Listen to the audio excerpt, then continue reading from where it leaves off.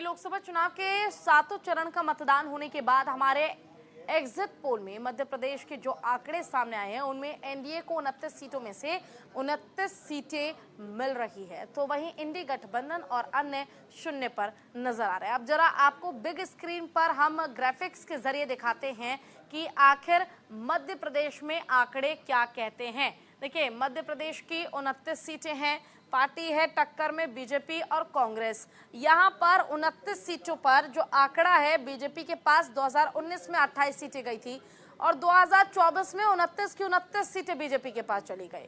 वहीं कांग्रेस के पास 2019 में फिर भी एक सीट आई थी, लेकिन देखिए 2024 में सूपड़ा साफ होता नजर आ रहा है और एक सीट जो 2019 में हासिल की थी कांग्रेस ने, वो भी कांग्रेस इस बार गंवाने वाली है और ये तय है। तो मध्य प्रदेश का ये आंकड़ा हमने आपको दिखाया। 29 सीटों पर आखिर क्या इस बार सीटों के समीकरण बनते हैं। 29 की 29 सीटें बीजेपी जीत रही है, लेकिन कांग्रेस के पास एक भी सीट जाती नजर नहीं आ रही है।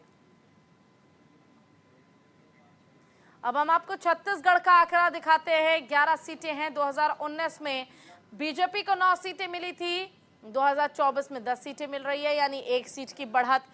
कांग्रेस की अगर बात करें, 2019 में 2 सीटें मिली थी और यहां से एक सीट घटकर बीजेपी के पास पहुंच गई, तो मात्र 2024 में एक सीट मिल रही है, यानी एक सीट का नुकसान यहां पर कांग्रेस को फिर भी झेलना पड़ रहा है।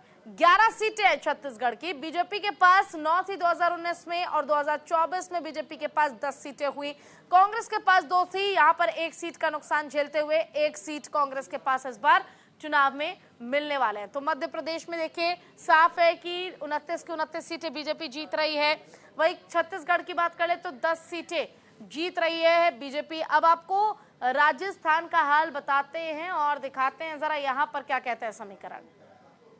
देखिए 25 सीटें हैं, 25 में से बीजेपी जो है वो 24 सीटें 2019 में जीती थी और 2024 में 23 सीटें जीतती नजर आ रही है, यानी एक सीट का नुकसान बीजेपी को होगा।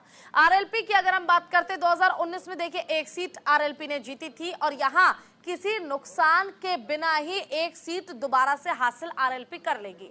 वही अब आप कांग्रेस की बात कर लीजिए। कांग्रेस के खाते में 2019 में बिल्कुल भी कोई सीट नहीं गई थी, शून्य थी और 2024 में एक सीट गई, यानी एक सीट जरूर जीत सकती है कांग्रेस राजस्थान में, लेकिन 24 सीटों का आंकड़ा इस बार बीजेपी के लिए 23 पर हो सकता है। एक सीट का नुकसान बीजेपी को फिर भी झेलना पड़ेगा, जो कि इस बार कांग्रेस को मिलने वाली है। अब हम आपको जम्मू कश्मीर में जहां चुनाव हुए हैं वो कितना दिलचस्प रहा जरा उसका भी बताते हैं। देखिए जम्मू कश्मीर में 6 सीटें हैं, बीजेपी के पास 2019 में 3 सीटें थी, 2024 में फिर से 3 सीटें आती नजर आ रही है। वहीं जेकेएन की बात करें तो 3 सीटें थी और 2024 में फिर से 3 सीटें आती नजर आ रही है, यानी ना फायदा बीजेपी को है और ना ही नुकसान जेकेएन को है।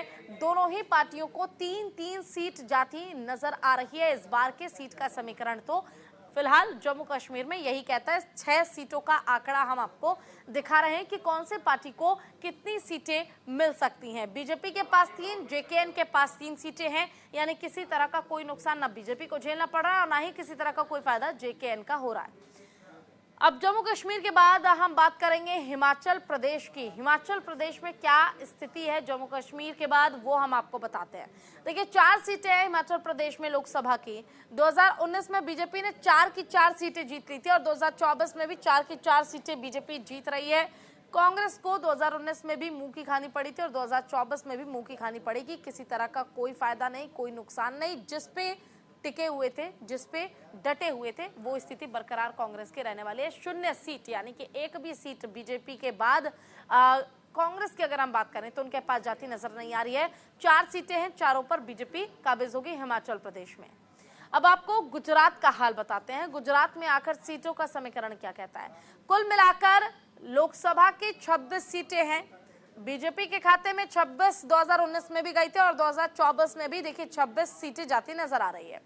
कांग्रेस की अगर आप बात कर ले तो 2019 में ना तो कुछ हाथ लगा था और ना ही 2024 में किसी तरह से कुछ हाथ लगता नजर आ रहा है, यानी कांग्रेस को ना फायदा होगा ना नुकसान, लेकिन हाँ बीजेपी को फायदा जरूर होगा क्योंकि 26 की 26 सीटें गुजरात की जो है वो बीजेपी के खाते में जाने वाली ही है। और ऐसे में लगातार बढ़त के साथ जो 380 का आंकड़ा आपको न्यूज इंडिया दिखा रहा है, उस तक पहुंचने की कोशिश भारतीय जनता पार्टी की लगातार जारी है। अब हम आपको उत्तराखंड का आंकड़ा दिखाते हैं। उत्तराखंड में आखिर सीटों का समीकरण क्या कहता है। 5 लोकसभा सीटें हैं उत्तराखंड में, एक ही चरण में मतदान हुआ था। बीजेपी ने देखिए 2019 में 5 सीटें जीती थी, 2024 में फिर से 5 सीटें बीजेपी जीतती नजर आ रही है।